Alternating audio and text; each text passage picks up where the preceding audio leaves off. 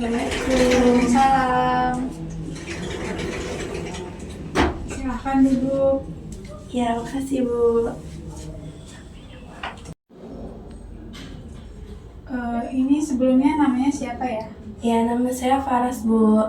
Oh, Faras. Oke, sebelumnya kamu sudah pernah melakukan sesi konseling belum? Belum pernah Bu. Jadi ini kamu baru pertama kali ya? Iya Bu. Baik, saya jelaskan terlebih dahulu konseling itu apa. Jadi konseling adalah proses bantuan konselor kepada konseli untuk menyelesaikan masalahnya. Nah, di dalam konseling ini ada beberapa asas. Asas yang pertama adalah asas kerahasiaan. Nah, di sini kamu nggak perlu khawatir cerita kamu bakalan tersebar, hanya kita berdua saja yang mengetahuinya.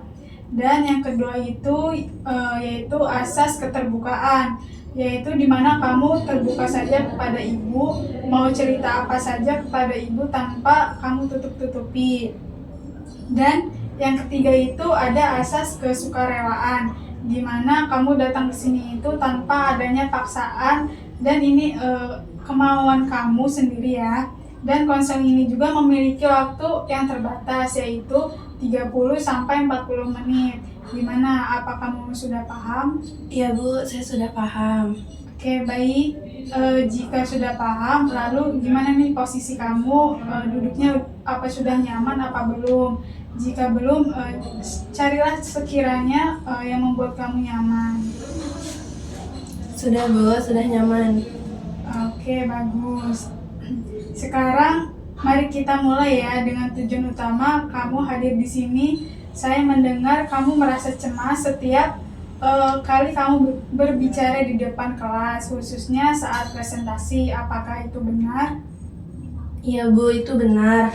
Saya merasa sangat gugup setiap kali harus berbicara di depan teman-teman, apalagi di depan dosen Bu. Baik, saya mengerti. Kecemasan seperti ini memang sering dirasakan banyak orang. Tapi saya ingin tahu lebih dalam tentang pengalaman kamu nih. Kapan pertama kali kamu merasa cemas saat berbicara di depan umum?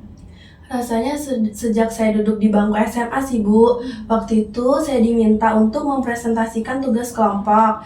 Tapi saya salah bicara dan teman-teman menertawakan. Sejak saat itu saya selalu merasa takut jika harus tampil di depan banyak orang Bu. Itu pasti pengalaman yang sulit ya buat kamu. Apakah sejak saat itu kecemasan kamu semakin memburuk? Iya Bu, setiap kali saya tahu akan ada presentasi, saya jadi susah tidur. Saya juga merasa mual, tangan saya gemetar, dan suara saya bergetar saat berbicara Bu. Sepertinya kecemasan ini cukup memengaruhi kamu ya, baik secara fisik maupun emosional. Ketika kamu merasa cemas seperti itu, apa yang kamu biasanya pikirkan nih?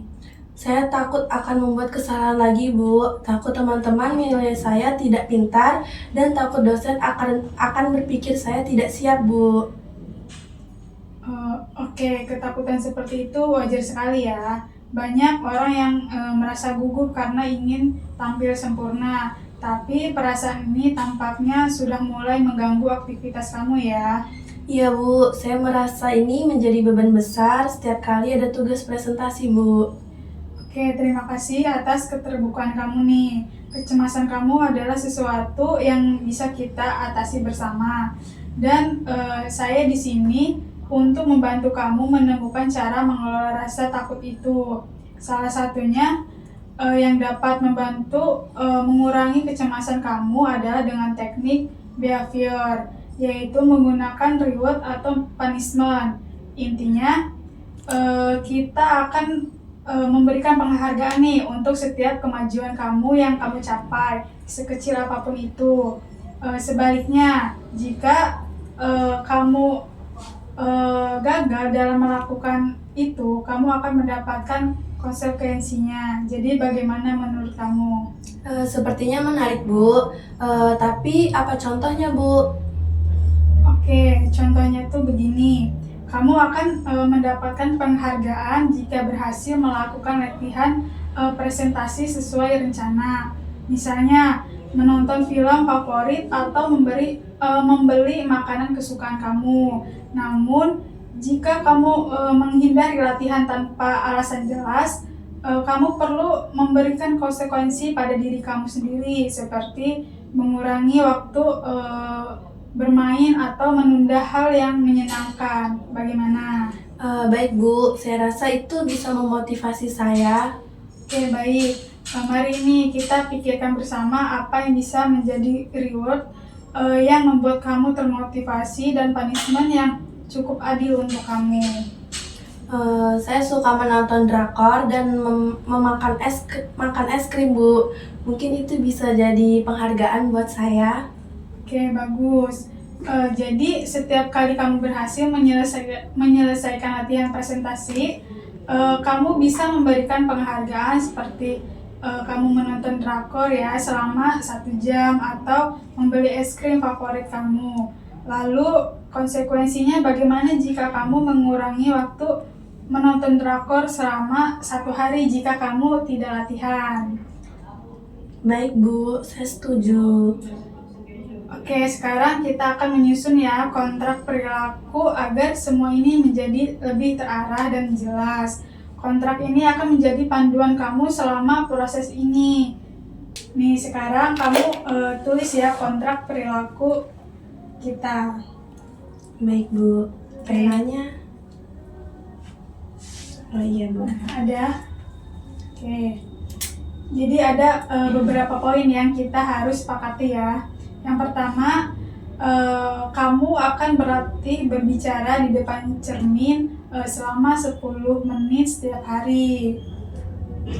Oke, yang kedua, kamu akan mencoba berbicara di depan teman dekat atau keluarga setidaknya sekali dalam seminggu. Oke, yang ketiga, jika kamu berhasil menyelesaikan latihan, kamu akan memberi penghargaan berupa membeli es krim atau menonton drakor selama 1 jam.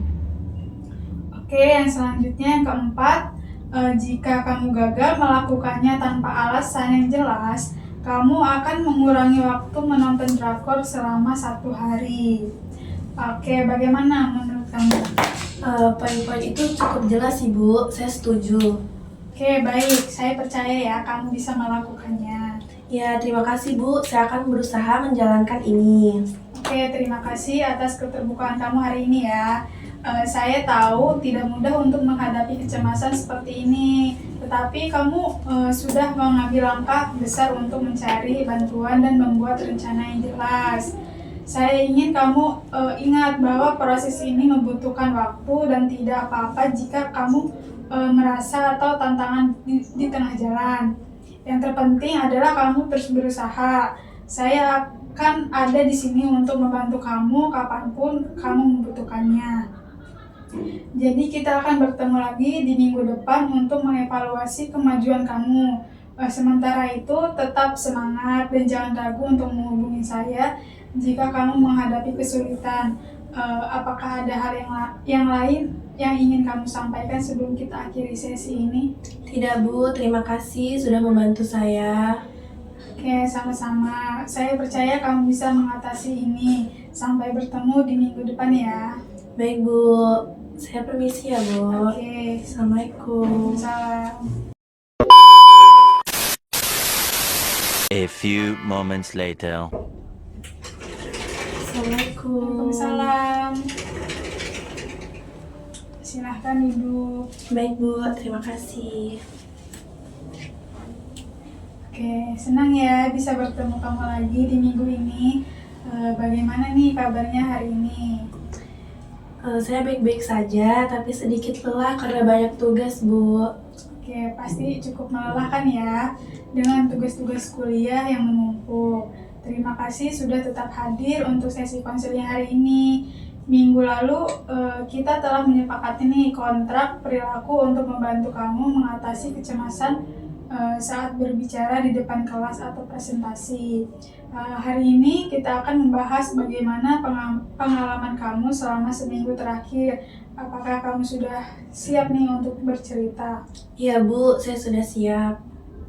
Baik, mari kita lihat kemajuan kamu. Berdasarkan kontrak, kamu berkomitmen untuk berlatih berbicara di depan cermin selama 10 menit setiap hari dan mencoba berbicara di depan keluarga atau teman dekat kamu setidaknya 1 kali seminggu. Bagaimana hasilnya?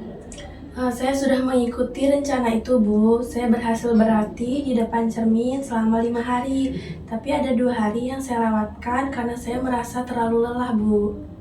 Itu cukup bagus sekali ya. 5 hari adalah pencapaian yang luar biasa untuk minggu pertama. Apa yang kamu rasakan saat berlatih berbicara di depan cermin?